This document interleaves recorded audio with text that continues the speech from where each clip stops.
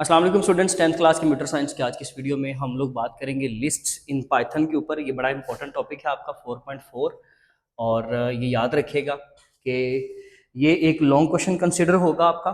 ठीक है जी, और बहुत इंपॉर्टेंट लॉन्ग क्वेश्चन है। हाँ, ये कि ये सारा टॉपिक लॉन्ग में नहीं आ सकता, कुछ चीज़ें जो है वो इसमें से मैं आपको गाइड कर देता हूँ कि लॉन्ग क्वेश्चन किस तरह से आएगा। वो हम पढ़ते हैं तो फिर आपको पहले हेडिंग्स की मैं ज़रा अंडरस्टैंडिंग दे लूँ एक बार, उसके बाद फिर आपको बताता हूँ कि लॉन्ग क्वेश्चन किस तरह से आ सकता है, शॉर्ट कैसे आ सकते हैं। सबसे पहले अगर हम लिस्ट की बात करें तो उससे पहले आप लोगों ने एक चीज़ याद रखनी है, आपने हमेशा एक टर्म याद रखनी है, दैट इज डेटा स्ट्रक्चर। अच्छा, ये डेटा स्ट्रक्चर जो है ना वो सिर्फ जो है पाइथन में नहीं बल्कि सी में भी और जावा में भी, मुख्तलिफ हाई लेवल प्रोग्रामिंग लैंग्वेजेस के अंदर डाटा स्ट्रक्चर का कॉन्सेप्ट हम इस्तेमाल करते हैं। डाटा स्ट्रक्चर ये होता है कि जिसमें हम लोग क्या करें, कुछ ऐसा कोड इस्तेमाल करें कि जिसके जरिए से हम बल्क ऑफ डाटा को, यानी कि मल्टीपल टाइप्स का आपके पास डाटा पड़ा हुआ है, ठीक है, और बड़ी मकदार का डाटा पड़ा हुआ है, सेम टाइप का या डिफरेंट टाइप्स का, लेकिन हो मकदार में बहुत ज्यादा। उस डाटा को अगर आप मैनेज करना चाहते हो, कंट्रोल करना चाहते हो, यानी कि उसमें काट छांट करना, जैसे कि डाटा को ऐड करना, रिमूव करना, कुछ तब्दील करना चाहते हो एक ही वक्त में, बड़ी मकदार के डाटा को मैनेज करना, इसको कहते हैं ना। तो इस चीज को कंट्रोल करने के लिए हम लोग क्या इस्तेमाल करते हैं, डाटा स्ट्रक्चर का कॉन्सेप्ट इस्तेमाल करते हैं। इसमें बहुत, अगर हम फेमस टाइप्स की बात करें तो उसमें आ जाती है अरे, स्टैक, क्यू, और ये आप लोगों ने फर्स्ट ईयर में आगे जाके पढ़नी भी है। ठीक है जी, इस तरह के डाटा स्ट्रक्चर्स हमारे पास होते हैं। अच्छा, अब इसी तरह से कुछ कॉन्सेप्ट हमारी 10th क्लास में भी हैं। तो डाटा स्ट्रक्चर जो है वो याद रखिएगा कि इसके अंदर मुख्तलिफ एग्जांपल्स मैंने जो अभी आपको नाम बोले, इन्हीं के अंदर एक जो है वो सबसे सिंपलर मेथड जो है डाटा स्ट्रक्चर को इस्तेमाल करने का, that is called as list. उसके लिए हम लिस्ट इस्तेमाल करते हैं। अगर अभी भी समझ नहीं आया तो फिर एक सिंपल सी एग्जांपल है। लेट्स से मेरे पास एक वेरिएबल है जिसके अंदर एक स्टूडेंट के जो है वो मार्क्स लिखे हुए, that is 10, A is equal to 10। मैंने एक वेरिएबल बना दिया। अगर मुझे पूरी क्लास के बच्चों के मार्क्स लिखने पड़े तो फिर क्लास में लेट्स से 100 स्टूडेंट्स हैं, तो मुझे 100 स्टूडेंट्स के मार्क्स लिखने के लिए 100 वेरिएबल्स बनाने पड़ेंगे। A B C D Z के बाद 26 लेटर्स पूरे हो गए। उसके बाद फिर वेरिएबल का नाम डबल ए कर देंगे, फिर डबल बी, डबल सी, इस तरह से कर लेंगे, या फिर A B, A C, A D, इस तरह कर लेंगे। तो मैनेज तो हो जाएगा, बट कितना मुश्किल हो गया ना, वेरिएबल्स के नाम भी डिफरेंट हो गए, फिर बहुत सारे वेरिएबल्स हो गए, इतना ज्यादा फिर जो है वो आपकी स्पेस भी जा रही है, फिर लेंथ ऑफ कोड बड़ा ज्यादा हो गया, मेमोरी के लिए भी मसला हो गया हर ब्लॉक को, क्योंकि हर वेरिएबल के अलग अलग जो है वो उसको ब्लॉक में इंसर्ट करना पड़ता है। तो उससे बेहतर ये नहीं कि अगर मैं वेरिएबल एक ही बनाऊं ए के नाम से, लेकिन सारे बच्चों के 100 बच्चों के मार्क्स जो है वो इस एक जगह पर एक ब्लॉक के अंदर डाल दूं, और उस पूरे ब्लॉक का नाम अभी भी क्या है, ए। तो मुझे वो 100 वेरिएबल्स नहीं बनाने पड़े, मैंने एक ब्लॉक के जरिए से काम कर लिया, that is called as list. इसलिए हम अरे या लिस्ट या स्टैक का कॉन्सेप्ट इस्तेमाल करते हैं। हर एक का वर्किंग मैकेनिज्म जरा डिफरेंट है। ठीक है जी, सबसे सिंपल मेथड अभी आप लोगों ने याद रखना है वो कौन सा, लिस्ट। आगे जाके इंशाल्लाह फर्स्ट ईयर में जब आएंगे तो फिर हम और भी ज्यादा डिटेल से पढ़ेंगे इसको। तो ये है जी हमारे पास एक लिस्ट जिसके अंदर क्या कर सकते हो आप, कलेक्शन ऑफ डाटा को एक ही वेरिएबल के नाम के साथ आप स्टोर कर सकते हो, तब्दील कर सकते हो, डाटा को अरेंज कर सकते हो, मुख्तलिफ ऑपरेशन है वो भी हम उसके ऊपर बात करते हैं। ये होती है लिस्ट, यानी कि कलेक्शन ऑफ डाटा को क्या कहते हैं, लिस्ट कहते हैं। और सारे कलेक्शन ऑफ डाटा का नाम जो होगा वो एक होगा, और उसके अंदर आपने हमेशा दो प्रॉपर्टीज आपने हमेशा याद रखनी है। एक कि इसके अंदर मल्टीपल या डिफरेंट टाइप का डाटा हो सकता है, multiple type of data is allowed. ठीक है जी, जबकि कुछ लैंग्वेजेस के अंदर जैसे सी और जावा के अंदर अगर हम अरे बनाएं, जो कि सिंपलर फॉर्म है लिस्ट की, ठीक है जी, अगर हम अरे बनाएं तो उसमें हम लोग मल्टीपल टाइप्स का डाटा नहीं दे सकते, हमें एक ही टाइप का, जैसे कि अगर नंबर है तो सारे नंबर, लेटर्स हैं तो सारे लेटर्स, याद रखिएगा, ठीक है। लेकिन पाइथन में क्या होता है कि आप एक लिस्ट के अंदर नंबर भी लिख सकते हो और उसी के अंदर आप लेटर्स भी लिख सकते हो, लेकिन लिखने का असूल जो है वो भी हम पढ़ लेते हैं। ये बात नोट कर लीजिएगा, पहली प्रॉपर्टी।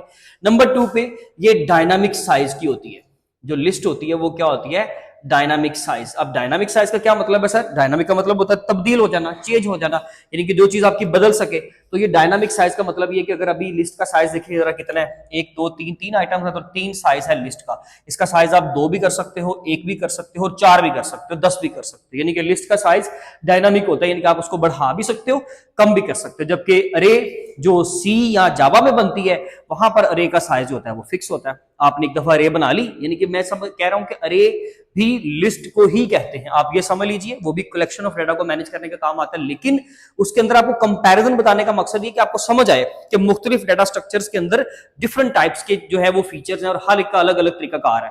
तो याद रखिएगा कि इसके अंदर ये डायनामिक साइज की प्रॉपर्टी होती है, ये दो बड़ी इंपॉर्टेंट प्रॉपर्टीज है। फिर इसके अलावा जो हायर फॉर्म्स है ना आपके पास, जो हायर स्टेजेस हैं डाटा स्ट्रक्चर्स की, जैसे स्टैक, क्यू, ट्री, ग्राफ, इन तमाम चीजों को भी इंप्लीमेंट करने के लिए हमें लिस्ट से बड़ी हेल्प मिलती है।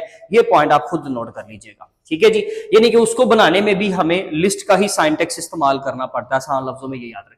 क्रिएटिंग द लिस्ट पे चलते हैं, अब हम अपने काम पे चलते हैं। मैंने डेफिनेशंस नहीं लिखी, सिंपल सिंपल डेफिनेशंस हैं, वो डिस्क्रिप्शंस लिखी हुई हैं, वो आपने याद करनी है।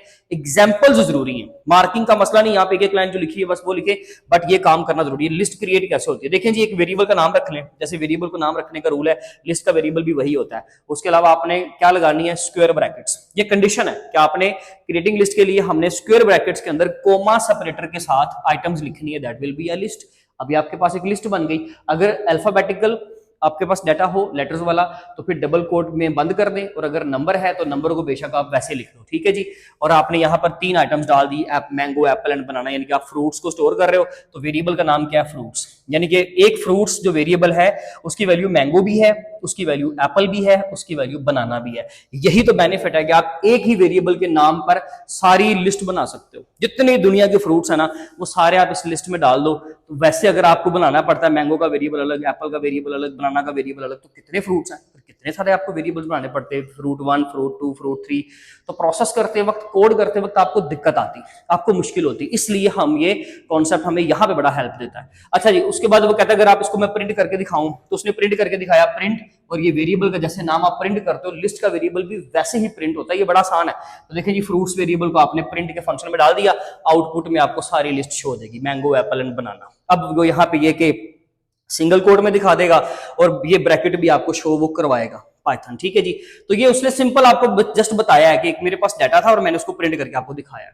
एक्सेसिंग द लिस्ट आइटम्स, आप लिस्ट के किसी एक आइटम को एक्सेस करना चाहते हो तो याद रखिएगा सबसे पहले आइटम का नंबर बाय डिफॉल्ट लिस्ट की तरफ से 0 होता है, इसका बाय डिफॉल्ट नंबर 1 होता है, इसका बाय डिफॉल्ट नंबर 2 होता है। समझ लीजिए क्लास में 3 बच्चे थे, एक का रोल नंबर 0, एक का 1, एक का 2, और ये लिस्ट ने खुद ही करना है, यानी कि इस फीचर ने खुद ही करना है, ठीक है। आपने जब वो स्क्वायर ब्रैकेट लगानी है ना तो लिस्ट बन जानी है। अब पाइथन जाने और वो लिस्ट जाने, आपको इससे मतलब नहीं है। अब अगर आपको ये एप्पल फ्रूट चाहिए, मतलब आपका ज़ाहिर दिमाग में सवाल तो आया होगा कि सर देखिए अगर हमारे पास 100 स्टूडेंट्स हैं क्लास के अंदर, मुझे किसी भी एक बच्चा मुजम्मिल लेट से, मुझे उसके मार्क्स चाहिए, तो मैं मुजम्मिल लिखूंगा, मुझे नाम मिल जाएंगे, नंबर मिल जाएंगे। लेकिन अगर आपने वेरिएबल एक बना दिया और सारे बच्चे उसी के अंदर डाल दिए, तो फिर मैं एक बच्चे का रिकॉर्ड एक ही वेरिएबल से कैसे निकालूंगा। वही वेरिएबल इसको भी रिप्रेजेंट कर रहा है, वही वेरिएबल इसको रिप्रेजेंट कर रहा है, वही वेरिएबल 100 बच्चों को रिप्रेजेंट कर रहा है। तो सर मुझे अगर कोई एक बच्चा स्पेसिफिक चाहिए तो वो तो सब एक वेरिएबल के बराबर है, तो वो बच्चा कैसे निकलेगा, आप उसको कैसे स्पेसिफाई करोगे, आप उसको डिस्टिंग्विश कैसे करोगे, ठीक है, सब में से मुख्तलिफ कैसे बनाओगे। तो भाई उसका तरीका ही होता है कि इनको इन नंबर के जरिए से फिर पहचान लेते हैं। जैसे कि अगर मैं लिखूं मिसाल के तौर पे, मैं लिखता हूं, ये मेरा कमेंट है ताकि आपको कोड में कोई गड़बड़ ना हो, फ्रूट्स, और साथ में लिख देता हूं 2, तो इसका मतलब है मैं किस चीज के बारे में बात कर रहा हूं, मैं बात कर रहा हूं फ्रूट्स वेरिएबल के अंदर नंबर 2 की, यानी कि बनाना, यानी कि ये समझ लीजिए इनडायरेक्ट ये बनाना लिखा हुआ है। अब बात समझ आ गई, तो जरा देखिएगा कि यहां पर फ्रूट्स, मैंगो, एप्पल, बनाना, मैंने लिखा प्रिंट, प्रिंट करो कौन सा फ्रूट्स, फ्रूट्स वेरिएबल तो वही रहेगा, यानी कि आपका फ्रूट्स वेरिएबल तो वही है, लेकिन उसमें से इंडेक्स नंबर मैंने बोला 1, इसको इंडेक्स बोलते हैं, ठीक है जी। तो मैंने इंडेक्स नंबर लिखा 1, तो अब देखिए 0 पे ये, 1 पे ये, 2 पे ये, यहाँ पे भी सेम ऐसे 0, 1 और 2, नहीं जी 1 वाला आपका प्रिंट हो गया, और यहाँ पर क्या प्रिंट हो जाएगा, एप्पल। तो कोई भी आपको चाहिए स्पेसिफिक फ्रूट, तो आप उसका नंबर लिखेंगे, आपको उस चीज का, उस बच्चे का या उस फ्रूट का क्या हो जाएगा, रिकॉर्ड मिल जाएगा। मॉडिफाइंग अ लिस्ट, यानी कि लिस्ट के अंदर कुछ तब्दीलियां करना, चेंजिंग्स करना, एडिट करना। ये मैंने अब जरा शॉर्ट लिखा ताकि जल्दी से निपट जाता और बोर्ड ना ज्यादा भरता। मैंगो, एप्पल एंड बनाना, ठीक है जी। अब मैंने लिस्ट में फिर से वही 3 एलिमेंट्स डाले और मैंने बोला कि जो फ्रूट्स 0 है, अब मैंने आपको अभी बोला ये सिंटैक्स का मतलब आपको समझ आ गया। तो फ्रूट्स 0 में क्या मतलब है, फ्रूट्स 0 का मतलब ये है, यहाँ पे 0, यहाँ पे 1, यहाँ पे 2, तो फ्रूट्स 0 का मतलब है मैंगो। तो मैं कह रहा हूं कि जो मैंगो है ना, ठीक है, आप उसको तब्दील कर दो, उसकी वैल्यू मैंने क्या बना दी, ओ।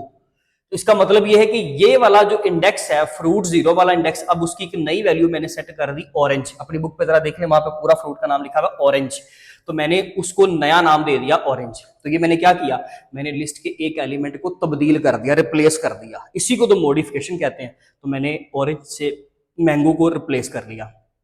अच्छा, उसके बाद अब आपके पास लिस्ट में क्या आ गया, मैंगो की जगह पे आ गया ऑरेंज, उसके बाद एप्पल है, उसके बाद आपके पास बनाना है। ठीक है जी। उसके बाद आपने एक फंक्शन यूज किया फ्रूट्स डॉट अपेंड। अब डॉट अपेंड, डॉट तो आपने लगाना है क्योंकि आप फंक्शन यूज करने लगे हो ना, ठीक है, लिस्ट के साथ। तो तब आप लिस्ट के साथ डॉट लगाकर आगे किसी भी फंक्शन को आप इस्तेमाल कर सकते हो। वो हर एक फंक्शन जो भी ऑपरेशन है मैं अभी आपको बताता हूं।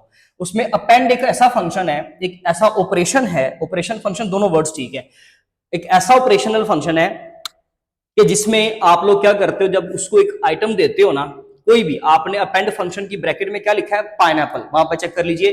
तो वो पाइनएप्पल अब क्या होगा, इस फ्रूट्स की लिस्ट के अंदर सबसे आखिर पे अपेंड हो जाएगा। अपेंड का मतलब होता है कोई चीज ऐड करना आखिर पे, कोई चीज ऐड करना लेकिन आखिर पे। तो यहां पर क्या होगा, लिस्ट के अंदर आखिर पे पाइनएप्पल भी आ जाएगा।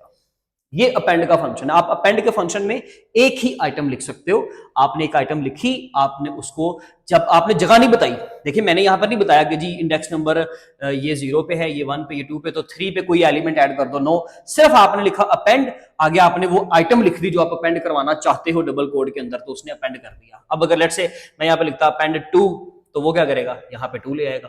तो ये होता है बेसिकली, इस तरह से फंक्शन आपका काम करता है अपेंड का। ठीक है जी। तो ये भी लिस्ट के अंदर तब्दीली करके दिखाई है। अब कहते हैं अगर आप इसको प्रिंट करो, तो अब देखना क्या प्रिंट होगा, पहले तो ऑरेंज प्रिंट होगा, फिर एप्पल प्रिंट होगा, फिर बनाना प्रिंट होगा, फिर पाइनएप्पल आपने एंड पे अपेंड कर दिया हुआ है। ये मॉडिफिकेशन ऑफ लिस्ट है, और यही उसको बेसिकली डायनामिक प्रॉपर्टी देती है। यही बेसिकली प्रॉपर्टी इसकी वजह से है।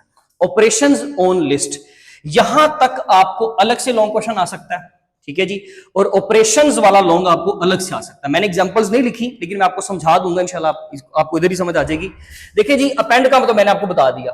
अब आप आ जाए रिमूव, आप एग्जांपल देख लें अपेंड के, अब आपको क्लियर हो जाएगा। रिमूव, जब आप कोई भी आइटम रिमूव करना चाहते हो, मिसाल के तौर पे मेरे पास फिर से, चले जी मैं यहाँ पे कोड लिखता हूं फ्रूट्स, और उसमें मैंने लिखा एप्पल, बनाना, और साथ में मैंने लिखा मैंगो। ठीक है जी। कोई भी एग्जांपल आप अपने पास से ले लें। अब मैं किसी एक आइटम को रिमूव करना चाहता हूं, तो फिर मैंने क्या करना है, रिमूव का फंक्शन, यानी कि फ्रूट्स की लिस्ट, मैंने आपको बोला साथ में डॉट लगाएं, और साथ में आप जो फंक्शन यूज करना चाहते हो, मैं रिमूव का फंक्शन यूज करना चाहता हूं। रिमूव, जो आइटम आपने रिमूव करनी है, मैं चाहता हूं जी बनाना आइटम जो है ना वो फ्रूट रिमूव हो जाए, तो आपका वो आइटम आपने स्पेसिफिक कर देनी है, आपने लिख देनी है, उसका नाम लिख देना है रिमूव फंक्शन के अंदर। यहाँ पे लिखा हुआ ना आइटम, इसका मतलब ये है कि यहां पर वो नाम लिखा जाएगा, जबकि इन दो फंक्शंस के अंदर किसी चीज को लिखने की जरूरत नहीं है। तो यहाँ पे देखिए कि वो आपका पर्टिकुलर जो आइटम है वो आपकी रिमूव हो जाएगी। फिर आप आ जाते हैं सॉर्ट पे। सॉर्ट का मतलब क्या होता है, सॉर्ट का फंक्शन जब भी आप लिस्ट के साथ यूज करोगे ना, फ्रूट्स डॉट सॉर्ट, तो वो क्या करेगा, असेंडिंग ऑर्डर में आपकी लिस्ट को सॉर्ट आउट कर देगा। अब वैसे तो इसको आपको इंप्लीमेंट करना चाहिए किसके ऊपर, नंबर वाली लिस्ट के ऊपर। लेट्स से मेरे पास एक नंबर वाली लिस्ट है, a इज इक्वल टू 1 2 3, ठीक है जी। सॉरी ये तो मैंने तरतीब से लिख दिया, 11 2 3 0 एंड 100। ले जी, ये मेरे पास एक लिस्ट है। अब मैं इसके ऊपर चलाता हूं कौन सा फंक्शन, सॉर्ट का, तो वो बाय डिफॉल्ट इसको सॉर्ट करता है असेंडिंग ऑर्डर में। जब वो आप इसकी आउटपुट निकालोगे तो आउटपुट में वो क्या देगा, 0 नंबर 1 पे, फिर 2, फिर 3, फिर 11 और फिर 100। ले जी, आपके नंबर असेंडिंग ऑर्डर में उसने अरेंज कर दिए। और रिवर्स फंक्शन क्या करता है, जब भी आप a डॉट रिवर्स लिखोगे तो वो इस सारी लिस्ट को रिवर्स कर देगा। ये आप जो रिवर्स का फंक्शन है, अल्फाबेटिकल लेटर पे भी, यानी कि जो आपके पास नंबर वाला डाटा नहीं बल्कि दूसरा जो डाटा है अल्फाबेटिकल कैरेक्टर्स वाला डाटा, आप उसके ऊपर भी इंप्लीमेंट कर सकते हो। ये तब भी क्या करेगा, लिस्ट को रिवर्स कर देगा। यानी कि आपके पास मैंगो एप्पल बनाना है ना, आप इस फ्रूट्स के डॉट रिवर्स लिखो, वो आपको आउटपुट में क्या देगा, बनाना, एप्पल और मैंगो। और इसको इस्तेमाल करने का तरीका बेसिकली पता क्या, सिंपल सा याद रखेगा। ये मेरे पास एक लिस्ट बनी पड़ी है सपोज, इसके बाद मैं ये वाला कोड लिखता हूं, फ्रूट्स डॉट रिवर्स, बस। अब आपने जब भी नेक्स्ट फ्रूट को प्रिंट करना है तो इसके बाद अब ऑर्डर बदल चुका है, यानी कि इस लाइन के बाद जब आपने प्रिंट करना है ना फ्रूट्स वेरिएबल को, तो अब उसने उल्टा प्रिंट करवाना है, मैंगो बनाना है एप्पल आपको स्क्रीन पर शो हो जाएगा। ये लिस्ट का कॉन्सेप्ट है।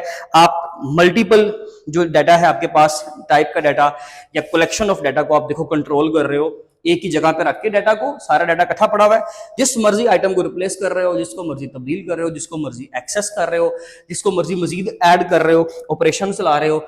यही बेसिकली बेनिफिट होता है कि आप कलेक्शन ऑफ डाटा को एक वक्त में कंट्रोल कर लेते हो with the help of list या डाटा स्ट्रक्चर। ठीक है जी, एक इंपॉर्टेंट लॉन्ग क्वेश्चन है।